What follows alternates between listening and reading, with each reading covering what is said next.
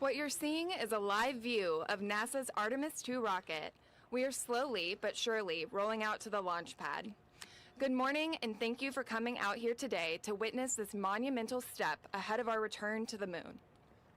This morning, as that happens, I am joined here by the Artemis II crew, NASA astronauts Commander Reed Weissman, pilot Victor Glover, and mission specialist Christina Cook, and CSA astronaut mission specialist Jeremy Hansen, as well as NASA Administrator Jared Isaacman. With that, NASA Administrator Jared Isaacman. Thank you. Good morning, everyone. Thank you for coming out to witness this historic moment. Before I turn it over to the real stars of the show here, the Artemis II crew, I thought I'd take a moment to just share a little bit about the journey that we're on right now and President Trump's vision for American leadership in space. Now, this all began, call it just about 9 years ago.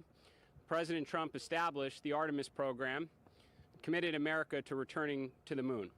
Now, none of this should be a surprise. This is the president who created the Space Force. This is also the president that oversaw, during the last year of his term, the return of American spaceflight capability here to Kennedy Space Center after nearly 10 years from when the shuttle was retired. Now, I can tell you we're off to a little bit of a slow start here. We've got about 12 hours to go approximately before the Artemis II vehicle will make its way over to launch pad 39B. Now from there, things will start to pick up the pace a little bit. So we'll put it, and we'll have technicians put it through its motions. We'll ultimately get to wet dress, and then from there, this vehicle, along with about 8.8 million pounds of thrust, is going to accelerate the Artemis II crew here to near-Earth escape velocities, so just under 25,000 miles per hour, farther into space than we've ever sent humans before, around the moon, back here safely to Earth. Now, this is the start of a very long journey. Now, we ended our last human exploration of the moon in Apollo 17, the 17th mission. Now, I hope someday my kids are going to be watching, maybe decades into the future, the Artemis 100 mission. Now, we're talking about a lot of repeated missions, humans and crew members and cargo going to and from the lunar environment. Now, the architecture you see behind us here with SLS and the Orion spacecraft is just the beginning. Now, over time, launching missions like this, we are going to learn a lot. And the vehicle architecture will change. And as it changes, we should be able to undertake repeatable, affordable missions to and from the moon. And in that same vein, just as we begin, the cost to undertake a mission like we're going to undertake with Artemis II is not inexpensive. But where it'll go as we learn and gradually incorporate reusability is what's going to enable missions like Artemis 100 and beyond, right? And why are we doing this? We are doing this to fulfill a promise to the American people that we will return to the moon, a promise to all of the pioneers, the engineers, the scientists, the astronauts, the researchers from the 1960s, of which laid the foundation that we are standing upon right now. We'll do it inevitably to figure out the orbital and lunar economy for all of the science and discovery possibilities that are out there, to inspire my kids, your kids, kids all around the world to want to grow up and contribute to this unbelievable endeavor that we're on right now. And before I hand it over to Commander Weissman on this, I just want to acknowledge the contributions from literally the army that we have at NASA that shows up to work every single day to try and change the world. We don't do it alone. We have commercial partners, we have international partners that are involved in this, but we have thousands of people that have brought us to this moment. The thousands of people that have been working near 24/7 preparing us for this rollout, the thousands of people across the country that trained and prepared this crew to undertake this mission, the controllers that'll look out for them on space, the recovery crews that'll bring them safely home to their family at the conclusion of their 10-day journey. So with that, ladies and gentlemen, this is your NASA. Commander. Thanks, Jared. Appreciate that. You said we're off to a slow start, but I heard Ike's going to go over there after this and drive, so we'll pick it up. The relative motion looks good, though. What a great day to be here. On behalf of myself, Victor, Christina, Jeremy, Administrator Isaacman, thanks for having us out here. And this is a great way to start rollout morning at Kennedy Space Center. I just want to build on what you just said about these teams. We see this beautiful hardware behind us, the SLS, the Orion. But for this crew, we've been on this journey for about 2.5 years. And we truly look at that and see teamwork. We see global cooperation. We see a strong nation leading the way. You look at those white boosters on the side. We've been out in Utah. We've met the men and women that are assembling them, that put them on rail cars and send them down here to the Cape. The core stage in the center, built by Boeing. Jeremy and I were there at Michoud when that thing got loaded on the barge and shipped down here with the RS-25s, tested at Stennis, assembled to the bottom of that rocket. The interim cryogenic propulsion stage, we met that whole flight control team out in Denver with United Launch Alliance. Building up into the European service module, we were in Bremen, Germany, meeting the Airbus team that has assembled that, and the European Space Agency, and then up to our Lockheed Orion. We spent so many countless hours in that vehicle preparing. And then you look just to the left here at launch control, it's almost eclipsed, well, it is eclipsed by the VAB. Charlie Blackwell Thompson leading her team and the exploration ground systems folks, that they have hit every single milestone for the last year to get to where we are today. They've hit every single one of them. It is awe-inspiring. And then back in Houston with our flight control team, led by Jeff Radigan and our launch directors, we really are ready to go. We were in a sim for about 10 hours yesterday, doing our basically final capstone entry and landing sim. We got in T-38s last night, and we flew here to the Cape to be here for this monumentous occasion. With that, I just really want to say thank you to all the press that are out here getting our message out. It's very important. And hand it back to Bethany. Thank you. And with that, we will open the floor to questions. There is a mic over here on the left, and we ask that you limit to one question each so that we can get to as many people and questions as possible. Hi, Marcia Dunn, Associated Press for Mr. Isaacman. What's your take on how realistic it is that Artemis 2 will take off in February? And if I might really ask Rita a real quick question, I loved your crescent moon shot recently. What's it like to go outside at night and look at the moon now?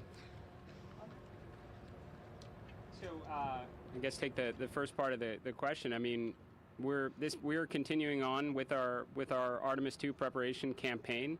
I think we've held schedule pretty well, getting to roll out today. So we'll get out there. We'll put it through its motions. We'll get through wet dress. We have, I think, zero intention of communicating an actual launch date until we get through wet dress. But look, I mean, that's our first window, and if everything is tracking accordingly, I know the teams are prepared. I know this crew is prepared. We'll take it. We like that answer. Going out and looking at the moon at night, I'll hand this all down the line. I'll be brief, but I think one of the most magical things for me in this experience is when I looked out a few mornings ago, there was a beautiful crescent in the morning sunrise, and I truly just see the far side. So it was a waning crescent here, so it's a waxing gibbous on the far side, and you just think about all the landmarks we've been studying on that far side and how amazing that will look, and seeing Earthrise, those sorts of things, just flipping the moon over and seeing it from the other perspective is what I think when I look out right now. Mike? Yeah, thank you for that question. It is definitely different now, but it's also kind of like asking a kid how they feel about their homework. You know, it's a part of what we've been studying and training for, and I go outside and now I think of it in a very different sense, that there's some scientific value in what we say about what we see. And we had a sim months back where when we walked out in the parking lot, Christina and I were standing there, and I had this overwhelming feeling that, like, wow, what science about the moon does in the future is going to at least be affected a little bit by what we say about that view. And so that has changed how I look at the moon since. And my dad asked me when we got a sign, do I see it differently? And I didn't right away, but I definitely do now because of that great team that we have getting us ready to do science. Nana? I think for me, what I see is the fact that all the people here on Earth, when they look up at the moon during our mission, before our mission, after our mission, during Artemis 3 and missions beyond, all the way to Artemis 100, they'll know that not only have we been there in the past, but we actively go there. We send people there because we're humans that must explore. Something I'll share with you. It was kind of neat. Over the New Year's time period, had a little time off, had my kids back at home from university, and we just had the best viewing, whether in Houston for the moon, and it was approaching a full moon, and I had the kids out there, some mandatory science, observing the moon with me, teaching them landmarks that we've been memorizing as a crew, but they were lit up about it too, and that was just really fun. And I think the moon is something I've sort of taken for granted. I've looked at it my whole life, but then you just kind of glance at it, glance away, but now I've been staring at it a lot more. And I think others are going to join us in staring at the moon a lot more, as there are humans flying around the far side. I think that's just good for humanity. And with that, we'll take the next question. Hi, thank you so much. TJ Mascaro with the Epoch Times. This question is for Victor and Jared. Looking ahead to missions like Artemis 100 and just the future of our space activities, a lot of talk seems to be around automation and computer pilots and all of that. I was wondering how important it is that we continue to build on manual flying in space, and what place will that have going forward? It's interesting. First of all, did you target me because I'm a little bit of a Luddite, and I love, the inceptors or the controls that I can, put my hands on if I'm going to fly something. But I think what the last 5 years has taught me since flying the SpaceX Dragon, the same one that Jared flew, is that the tool needs to be designed for the task. And so I could, go on and on about this, but I think it is something that we have to think more about, because the state of technology is where it is, and we're not going to undo all of that. And so finding ways to integrate software, hardware, but the thing that hasn't changed, as far back as we can read the record, we are still the same stuff. And I've been reading these, there's a journal that test pilots put together, and the Mercury and Gemini and Apollo astronauts used to go and give these presentations. And I've been reading their reports, and they say the same things that we say, that, having a window is important. Having the ability to do critical functions is important. And just how we implement that, though, is going to change with the state of technology. Thank you for the question. I think that we're just talking about an evolution in terms of what are truly the manual inputs, right? So I would say probably the T-38s you're flying are maybe some of the last, aircraft you've touched that actually, when you put a control input in, you're actually directly moving a flight control surface. A lot of the fourth and fifth generation aircraft that are flown today, it's all fly-by-wire. So you're telling the airplane what you'd like to do, and then the computer's interpreting it and saying, this is what I'll give you. And I think you're going to just naturally see that evolution in spacecraft, right? We're not taking the human out of the loop, right? There can be some pre-planned waypoints as we navigate around the moon, and then perhaps a human is directly inputting this is the actual target location I would like to land at for some reason. The computer's taking that manual input and saying, now I'll put you there, right? And I think that's probably the evolution we're looking at. But no doubt, look, as we get farther into deep space exploration, the ability to rely on autonomous capabilities within the spacecraft become more and more important. And I'd say the moon is going to be a perfect proving ground for that, right? So we talk about building a moon base. Now, day one of the moon base is not going to look like this, glass enclosed dome city that we might imagine someday. That's certainly what the ideal end state would be, but it's probably a lot of rovers that are moving around, a lot of autonomous rovers that are experimenting with mining or some mineral extraction capabilities to start, printing with regoliths. So naturally, I think in terms of what we want to achieve in space, you're going to incorporate more autonomy in our robotic missions. We're looking at a mission to Venus right now that could have some onboard AI capabilities in it. So this is the way we're going to go. But I'll tell you, if humans are on a spacecraft, they'll always have a vote. They'll always have a say in it. How that may look today could be very much like the F-22 versus the T-38 of the past, if that makes sense. And with that, we will take the next question. Hi, thanks for doing this. I'm Ken Kramer, Space Up Close. Good luck and best wishes to Crew 11. Technology, cell-on-a-chip technology to mimic how our cells, our bone marrow cells, will respond to microgravity in the radiation environment, to bring that science back to Earth, to understand how we can more efficiently send humans deeper into space and how we respond. So it's really exciting. We're happy to be a part of all that science. And talking about the lunar geology aspects a little bit, The moon is like a witness plate for everything that's actually happened to Earth, but has since been erased by our weathering processes and our tectonic processes and our other geologic processes. We can actually learn more about solar system formation, more about how planets form maybe around other stars, more about the likelihood of life out there, starting with studying the moon. And I think that's something that question is, in my opinion, one of the biggest philosophical questions of our time. And I think some of the first steps to answering it start with this mission. With that, we'll take the next question. Good morning. Jeff Faust of Space News. Question for the administrator. As we're preparing to go around the moon with Artemis 2, I wonder if you can give us some thoughts on your plans for ensuring Artemis 3 can land humans on the moon by 2028. I know you've met recently with SpaceX and Blue Origin about speeding up the lunar lander development, but what should we be looking for in the months to come in terms of getting Artemis 3, keeping it on schedule, or at least ensuring a landing by 2028? Yeah, it's a really good question. So one, we will just continue to be, as transparent as we can as we make progress towards the Artemis 3 mission. The way the public can best follow on and probably measure progress is just observing launch rate. I mean, that is absolutely the key to, unlocking the capability that'll be necessary to bring our lander to the lunar environment and bring astronauts down to the surface. So. I will say I did meet with both Blue Origin and SpaceX on their acceleration plans. These are both very good plans. I would say they both reduce technical risk from where we were before, so that's good. But in the end, it's going to come down to launching vehicles very frequently to learn.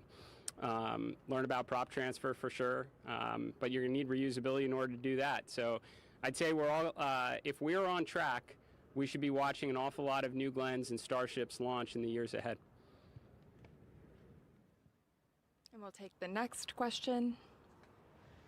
Good morning. Irene Klotz with Aviation Week and Space Technology. Sorry for the sun. For Jared, you've ridden a couple of rockets. You've seen launches and you've seen Starship up close and roll out. Could you tell us what you think is special about this rocket, and if your opinion has deepened or enriched in the month that you've been administrator? Well, I appreciate the question. We need more questions for the crew over here, because they're the ones about to embark on a pretty extraordinary journey on that vehicle. I would say I mean not a whole lot has changed from my perspective, other than getting I guess a lot of firsthand account of the people that and the effort that goes into building a vehicle such as this. And even more of the history that led up to this. Even just walking inside the VAB, which I've seen it I don't know how many times from the exterior, and then you go inside, you couldn't even find the SLS in there if you wanted to. I mean, and then that just brings back, what it must have been like during the 1960s when you had multiple Apollo vehicles in there, or at a time when or multiple Saturn vehicles in there, at a time when you had multiple shuttles in there. So. I'm halfway through a roadshow around the country to every one of our centers, meeting the workforce, trying to hear from those that are actually doing the hard work that it takes to pull off a mission such as this. So nothing changed in my mind about the importance of the mission that is NASA, our path to achieving it, but I've definitely had an opportunity to meet a lot of the folks that are helping enable it, and it's just extraordinary. So thank you. We'll take the next question now. Hi, Elizabeth Howell from Space Q in Canada, and this question is for Jeremy. You've often talked about how Canada has been taking all of these steps in space for decades alongside our international partners, clearly including NASA here, and you've also said, let's imagine what's next for Canada. And so in your mind, what's next for Canada in space once we finish this step? Thank you. Thanks, Elizabeth. I would just like to re-echo some of those previous comments, because against the backdrop of that rocket rolling, it represents an extraordinary American workforce right there, watching that thing roll out. And like Reed was talking about, we've been around and we've met them and we appreciate them. And no matter what their future is, that's a workforce that is trained to do extraordinary things. And they'll be redirected as we adapt and continue to do extraordinary things. And that is the same story in Canada. I've really applauded the American space leadership because they carved out space for Canada to hone some of our skills, to develop workforce in specific areas and to bring that knowledge. And the future for Canada kind of looks like where the international collaboration wants to go. We aren't leading that collaboration. NASA's leading that collaboration, inviting our participation. We have skill sets, and I know Canada will rise to the challenge just like they did in the Artemis. When we were asked to join Artemis, we started to lean into developing new robotic systems for deep space. Even we're working on lunar surface stuff now, so we'll just bring that workforce to bear to meet joint collective objectives. And maybe I'll just end with, I'm actually pretty pumped to see that, because in just a few weeks you're going to see 4 humans fly around the moon, and if we're doing that now, imagine what we can do next. I'm pretty pumped to see that come to fruition. We'll take the next question. Hi, thanks for taking questions. Richard Tribou, Orlando Sentinel. This is for the astronauts, sorry, Administrator. Tuesday is the 96th birthday of Buzz Aldrin, and there's very few all men, who've flown around or to the moon. I think we are down to 5, and they're all over 90. So, one, I know many of you have found inspiration talking with them. I know General Stafford was hand in hand during Artemis 1. So, can you each tell me what the Apollo crew have been able to teach you about what you're going to face, and also if you want to wish happy birthday to Buzz, feel free. Thanks. Happy birthday, Buzz. I'll just share my General Stafford story, which was the day we all got assigned to this mission publicly. My phone rang that afternoon. I didn't have the number saved. It was a Florida number, and I was thinking it was a telemarketer. I was on my couch. I was getting ready to take a nap. It had been a long day with the media, and I almost hit the red hang-up button, but I just figured I would answer it. I answer it, and it was General Stafford. Reid, congratulations. We are so excited for you. And I think that's the way the Apollo crew has always been. They are so fired up that we are headed back to the moon. They are so fired up that we're going on to Mars. They just want to see humans as far away from Earth as possible, discovering the unknown, the near impossible, as the administrator keeps saying for NASA as our charter. So we really love that. I also want to say, we grew up in the shuttle era, and we grew up in the International Space Station era, and 3 of us have been up there, and Jared's been in low Earth orbit. He knows what that feels like. So we do feel like this is an Apollo legacy, but for the 4 of us here, we are standing on the shoulders of the International Space Station and the science, the research, the long duration exposure they have had, and what we have learned up there. I mentioned how I'm reading these journal articles from the 60s about Gemini and Apollo and some of the engineering lessons and piloting lessons that they fed into the system. But something that's also very interesting that you just kind of get between the technical data is the people that they were. And I do find a lot of inspiration in that, just understanding some of what their families were going through, what they were learning, or what they didn't know they were learning. As we look back, we have the benefit of hindsight. And so I've actually been very fortunate to become friends with Rusty Schweikert, and Rusty gave me a bag of wisdom, quotes from different cultures all over the world that I took to the space station. And I'm going to take that little bag of wisdom, but also in my heart and mind, the wisdom that we've learned from Charlie Duke and General Stafford and Dr. Schmidt on what it meant to them. And some of the story that hasn't even come out yet. We're still learning things from the Apollo era. And so it'll be nice to take the baton, run our best race, and then hopefully pass that baton on to the Artemis 100 crew. I think what they've taught me goes beyond the technical tidbits and things of that nature. And the biggest thing I can talk about is camaraderie. They taught me camaraderie because I've had the privilege of interacting with them for actually over 25 years now through a scholarship foundation that they gave back to. And then more recently at NASA Remembrance events, which are kind of little reunions in a lot of ways for the Apollo astronauts, and seeing the way they interact with each other, seeing the way they tell stories and the way they still love each other and being around each other and what they went through together and how that bonded them has been really instrumental for me in appreciating every single day with my crew and with the larger teams. And I will never forget seeing Fred Hayes at one of these remembrance events, shaking his hand, and before I even said, "Hello, sir, great to see you," he goes, "I heard you're going to break our record." And at that moment, he brought me into that camaraderie. And I made a promise that I will carry that forward and keep everyone in that spirit of camaraderie and carry it through our mission as well.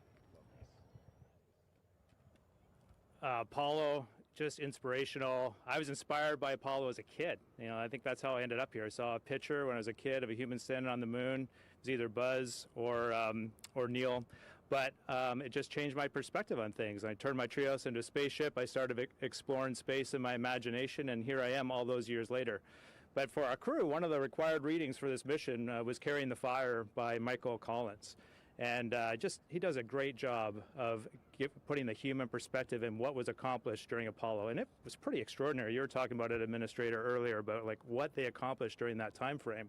And I think it's a good reminder for us. I mean, we're doing extraordinary things now, but we can create even greater things in the future. We should not accept this as status quo. We should always be striving for more. And something else you wrote recently, Administrator, that I think touched all of us was just the appreciation for, yeah, we want to fly safely in space, but we also have to be willing to take appropriate risk. That's what this is about. And when we were reading Carrying the Fire, this is the part that really got my attention. Michael Collins jumped on a spacewalk from one Gemini spacecraft to the Agena. That's extraordinary. That is truly extraordinary. And so that was a courageous example, but they also weren't cavalier. They were taking calculated risks. And I think it's a great example for us to remind ourselves, hey, we're going to go out there, we're going to take some appropriate risk, and we're going to accomplish some extraordinary things. We're going to have some failures, some setbacks along the way, and then we're going to pick ourselves back up and keep going. We'll move to the next question.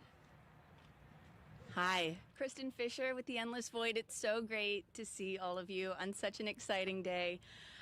You four are about to fly farther into space than any humans have ever flown, and with that comes some inherent risk, like you were just talking about, Jeremy. And so my question is, we've heard a lot about your training, but how are you training your loved ones? How are you preparing your families in these final weeks as you get ready to leave them behind on Earth? Trying to train them honestly and openly is the best thing you can do. We just had all of our families together about a week and a half ago at the astronaut quarantine facility at the Johnson Space Center. That was one of the cooler moments in all of our training, just sitting around with our families around a conference table, and NASA was briefing them on the mission. Fellow astronaut Randy Bresnick, who was our technical lead, came in and gave them an amazing overview of the mission profile and the Orion spacecraft. And then there are the more personal touch points. I went on a walk with my kids. I told them, here's where the will is, here's where the trust documents are, and if anything happens to me, here's what's going to happen to you. And that is a part of this life. I actually wish more people in everyday life talk to their families in that way, because you never know what the next day is going to bring. So it's just important to be as open and honest as you possibly can. And then the other neat thing that has happened amongst all of us is our kids know each other, spouses know each other, we all text each other. It has developed this foundation that I know, even though it's a 10-day mission, I just know who everyone is going to lean on to get through this together while we're up there. On launch day, we've got the easiest job. We really have the easiest job. We've trained for this, we know exactly what to do, and it will be good. It's our families that we think about the most on launch day. You know, it is an interesting part of this journey. We have the entire resources of our agencies helping to get us ready, but we have to take the initiative to get our families ready. And we have a fantastic family support team, but we do have to take some initiative and lean in on that. And so those are tough talks, but you have to have those talks, or they can be tough. And you know, having the experience of doing this to get ready for the space station gives some neat experience, but also just something to compare and contrast with as well. And so we were having one of those tough conversations, and I mentioned to my family that, hey, you know, if I forgot to close the garage and we're all in Florida, I'll close it when I get back. You know, not 168 days later, but 10 or 11 days later. And so we you know, that is an important part, and thank you for bringing that up, because it is something that I think about a lot. And I am also really grateful that we have.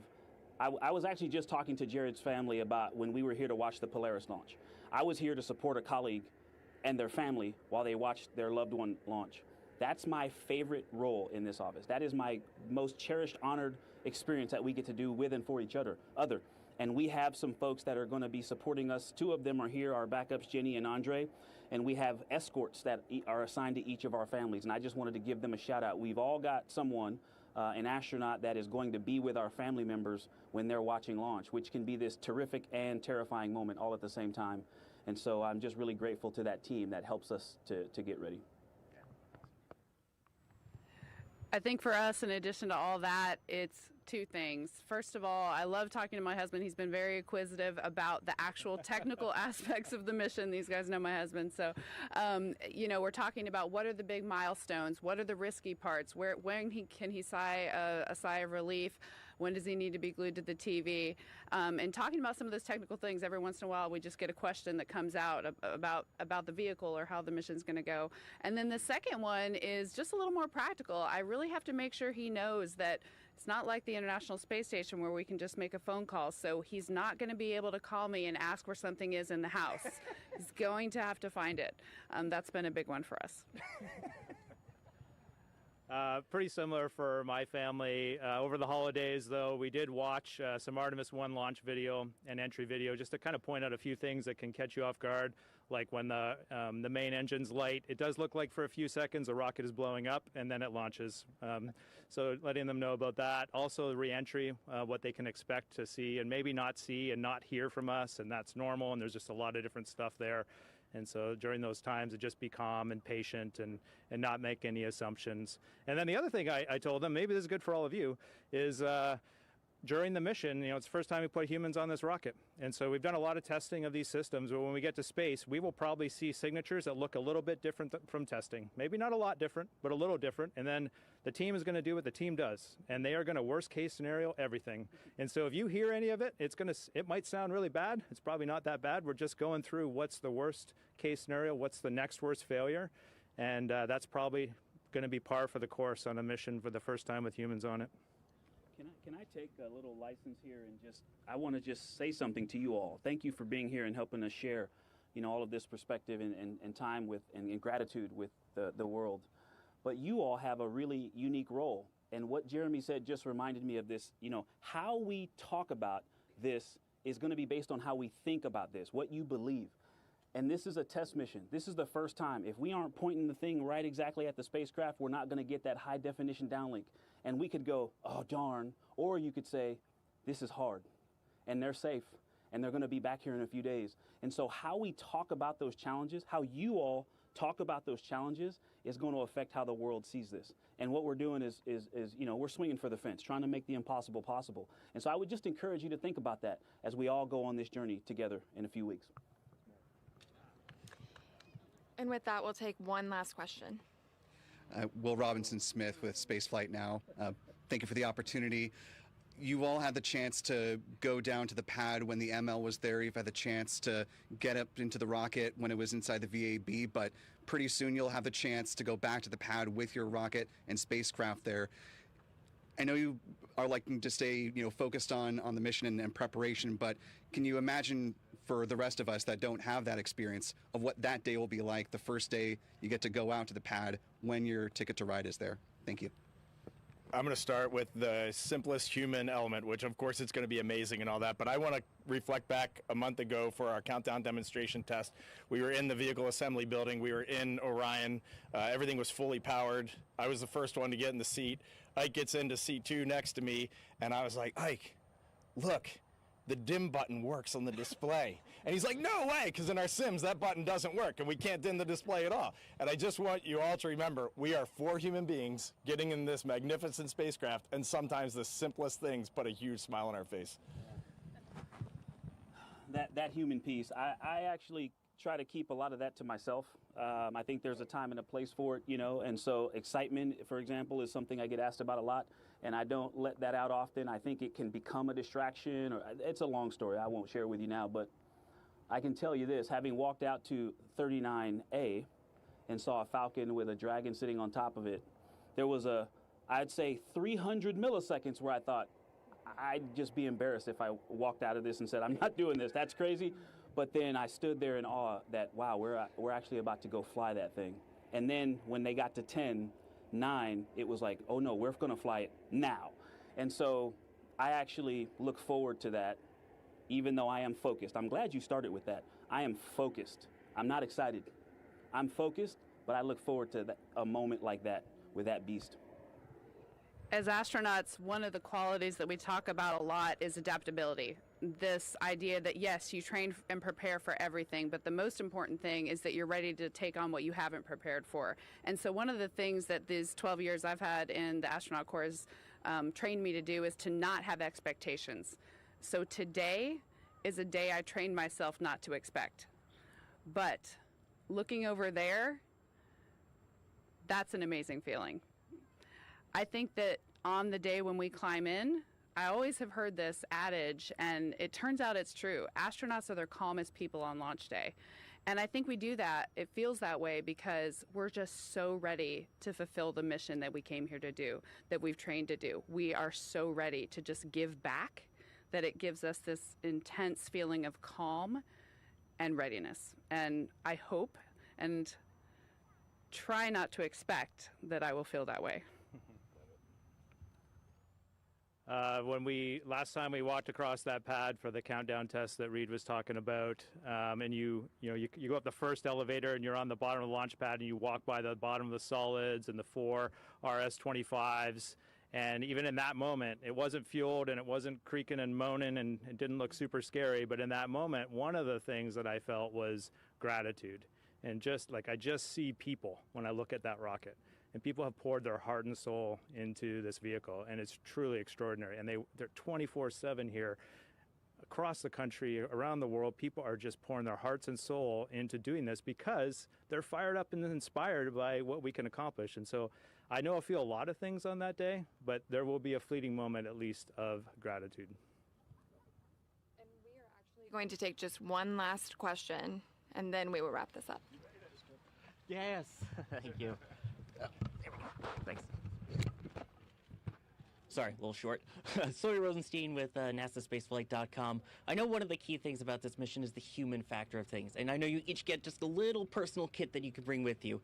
Is there something special or sentimental that each of you is bringing with you that you're kind of proud to say, I brought this to the moon and bring it back to Earth? I have a blank piece of paper and a pencil, and I can't wait to write some thoughts on that. I don't know what to expect, and I don't want to go in with any preconceived notions, so I know exactly where that note card is, and I can't wait to jot some notes on it. My Bible,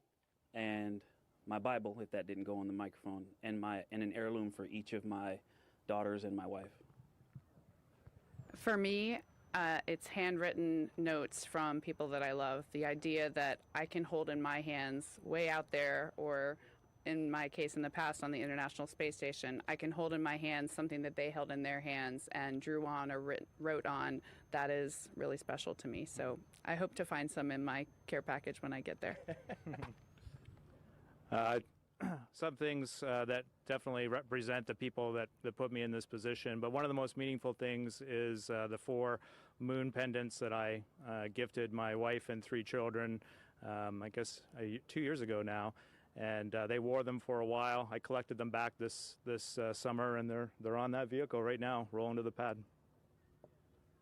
And with that, we will conclude today. Thank you so much for coming out and for your interest in NASA. And thank you to the administrator and the crew for taking the time to answer these questions.